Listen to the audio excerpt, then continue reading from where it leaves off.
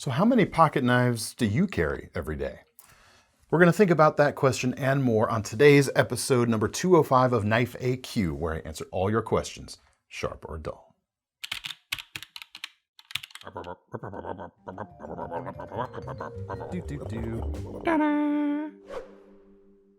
Hey everyone, David C. Anderson coming at you from the KnifeCenter. That's Thomas behind the camera as usual. And let's get into the questions, shall we? First, let me tell you what the show's all about. So we take your questions from the comments section. We do? Below these videos. The last time I checked, anyway. So if you have a question, drop it below and it might get included in a future episode. First question today. Samuel Malcolm Bud Henry. How are you guys carrying your whole EDC?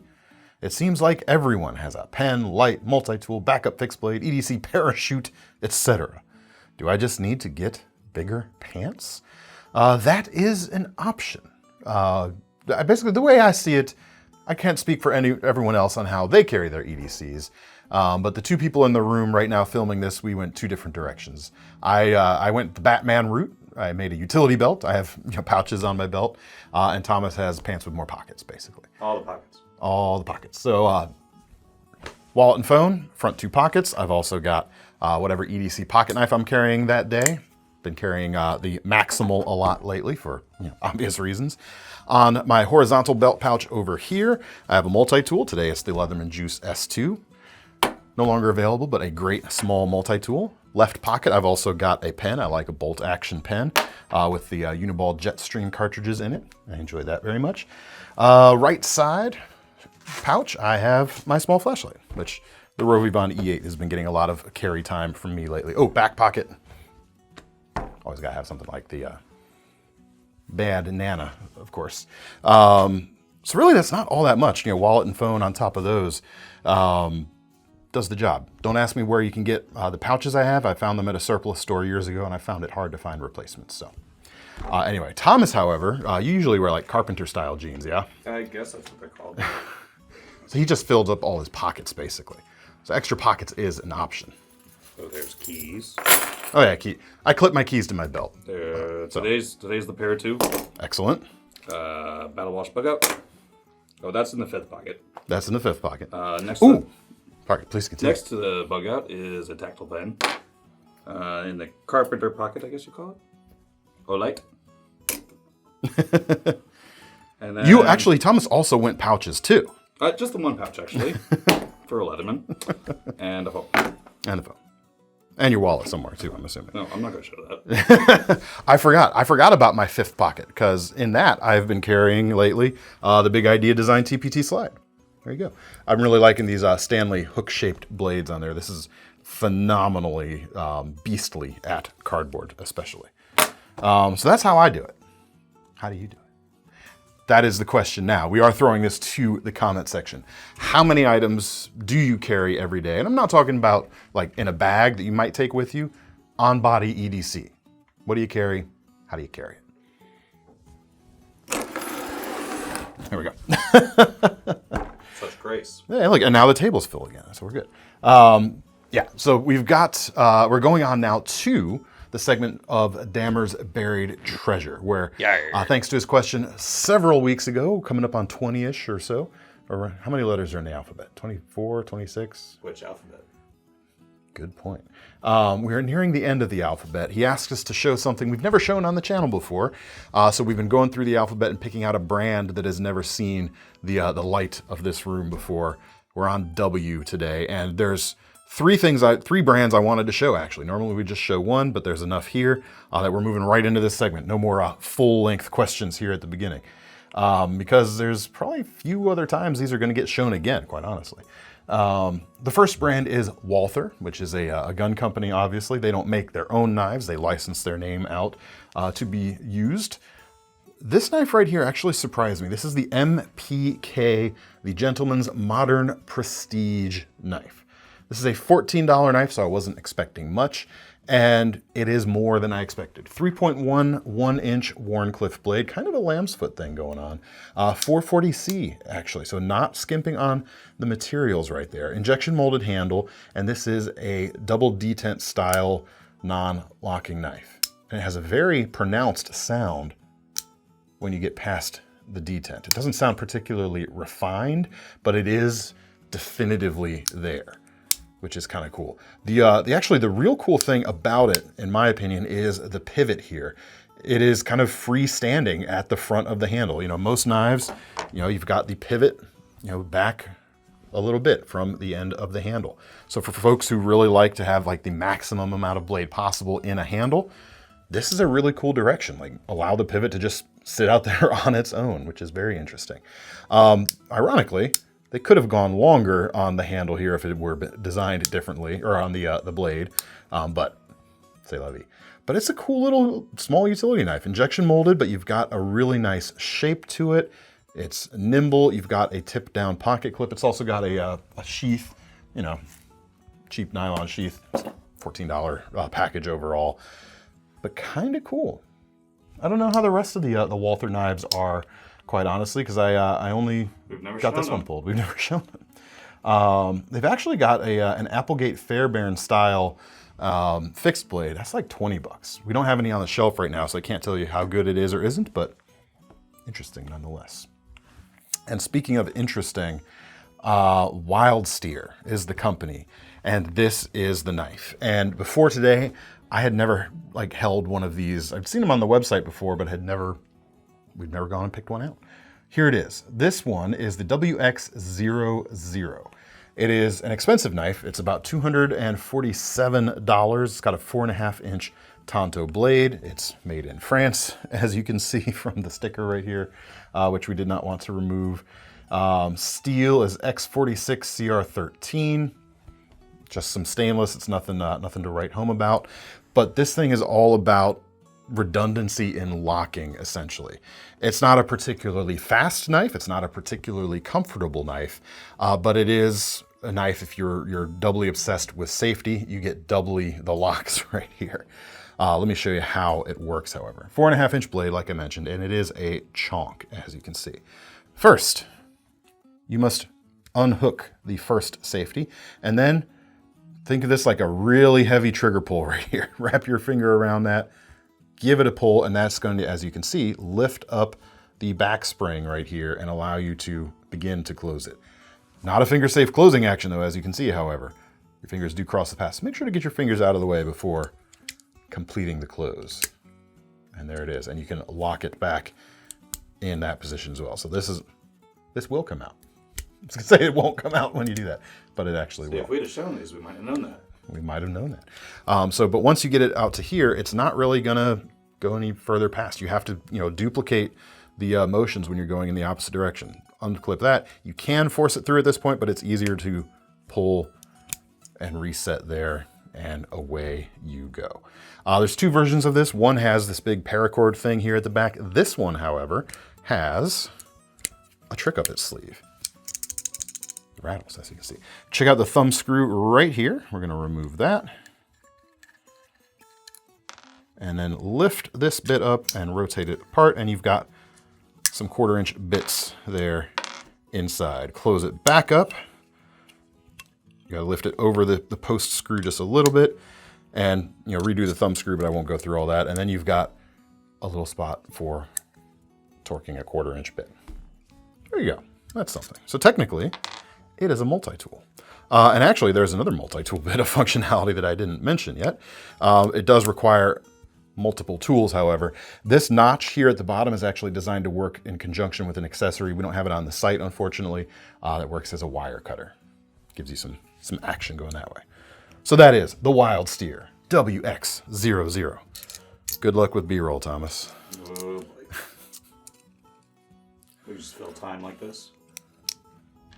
I was just gonna banter. Oh, I figured you'd cut this part out. But oh, at this point, no. That's up to you. You're in charge of that part, so.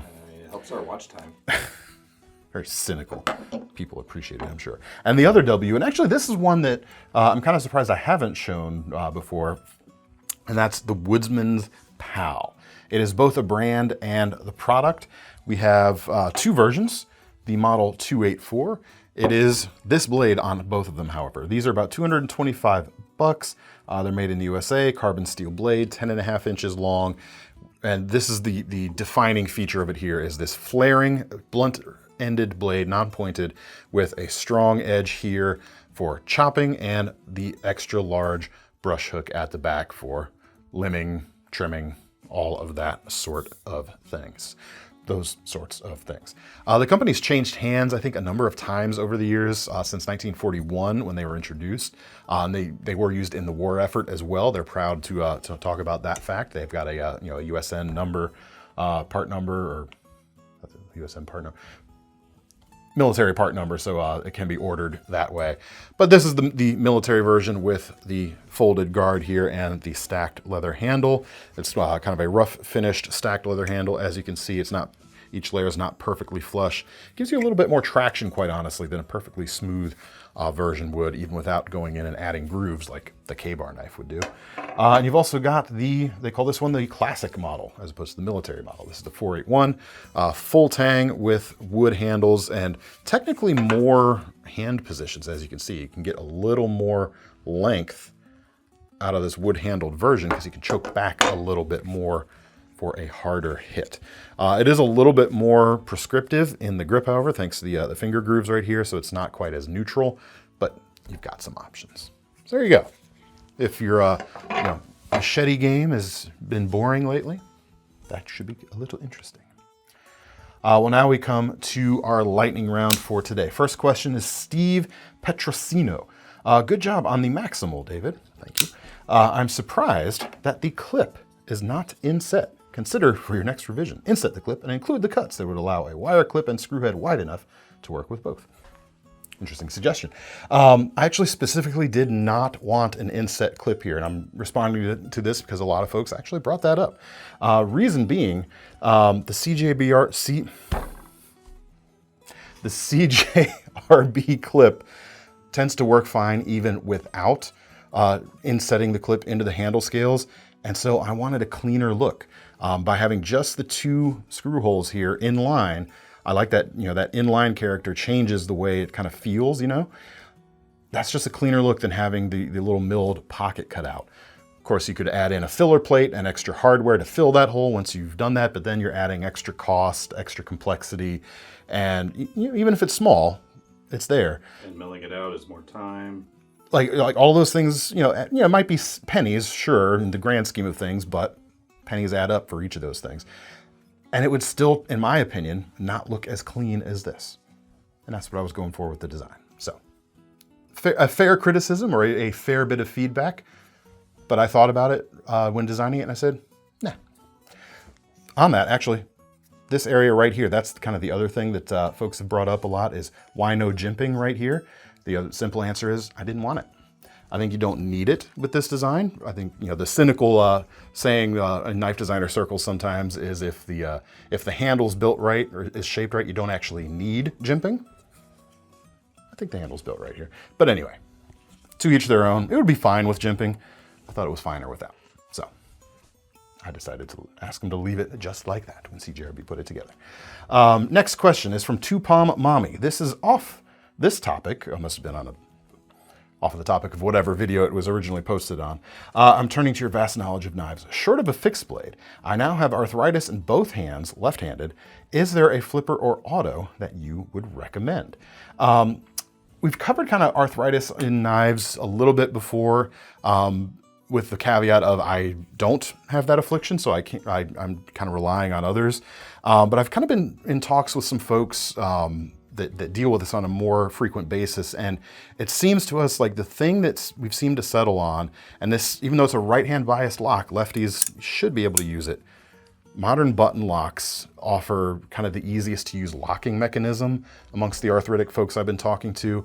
And a model like this, the Sencut Soxy, which is about 45 bucks, 3.5-inch 9CR blade, which is very capable, especially at this price range, has both thumb studs and a flipper to actuate it. And that's handy because depending on how your arthritis is afflicting you individually, either one of those might be a little easier. One or the other of those might be a little easier on a given day, depending on how things are flaring up, so to speak. So that would be currently at least my recommendation, and it is quite affordable. Button lock flipper with a button lock flipper with thumb studs as backup. And don't go with something too exceedingly thin either. This one has a little bit of thickness to the handle. It's not super slim. It's not chunky, but it's got enough there to hold on to, especially with a compromised grip. That would be my suggestion. Hope that helps. One more, Robert Sec 2. What would be the best knife to help you remove the production stickers that are still on your laptop? So I'd say anything could scratch your laptop, so probably fingernails or something is better. But generally speaking, if we're talking about scraping tasks, Tonto blades tend to get the nod in general as being the best thing, particularly, I should say, ones with a primarily straight leading edge right here. Some Tontos will have more belly to this leading edge. Those get less useful as impromptu chisels. Actually, the CRKT Razel knives are leading edges with chisels, so those will also work. But the Mini Recon 1 from Cold Steel is a great affordable option. About $46 for this AUS 10 steel. Very good material at this price range. 3-inch blade, FRN or GRN handles, and the super strong triad lock, of course, to back things up. But a straight leading-edged Tonto is generally better at scraping than other things. Or pop the blade out of a folding utility knife. One could also do that. Or use your fingernails or something else. Because that always worries me, like, especially like a nice laptop. You don't want to like scratch the surface getting that off, because at that point you would be happier if you just left the sticker on, I think. But anyway. Comment section. Alcohol. Alcohol is a solution. Now we come to our final question of the day, which is, of course, our most seriousest question of the day. It's a two-parter today. The first one comes from Bullet William. Besides the Finch Undertaker and the Kaiser Tomb, what other knife would be good for a mortician? I'm going to have to go with the Tops Grim Ripper for obvious reasons. Which leads us to our second most seriousest question, which comes from Nooch6328. If you had to cut a fart, what knife would you choose? It's a Grim Ripper today, folks. Or cheese knife. A cheese knife would have been another good option, another good angle to take with this one. Do you know Grim Ripper was my nickname in college after Taco Tuesdays? I'm glad I didn't know you. For all you know, that's true, too. That's all we've got for today, folks. Keep your questions and your most seriousest questions coming below in the comments section. If you got any alternate suggestions, leave those down below as well for answers to these questions. And let us know, your EDC setup, more or less. How many things do you carry and how do you carry it? Do you go keyring? Do you go whatever you do? Let us know what it is. If you want to get your hands on any of these knives, except for the stuff we don't sell that Thomas and I carry, check out the links. Actually, everything Thomas put up there, except for the keys. Freeze discontinued. Yeah, that is unfortunate. But anyway, we'll leave links to the products in the description below. While you're over there, don't forget about our long-running Knife Rewards program, because the least thing we can do when you buy one of these things today is give you some free money to spend on a future purchase. I'm David C. Anderson from the Knife Center. That's Thomas behind the camera. We are signing off. See you next time.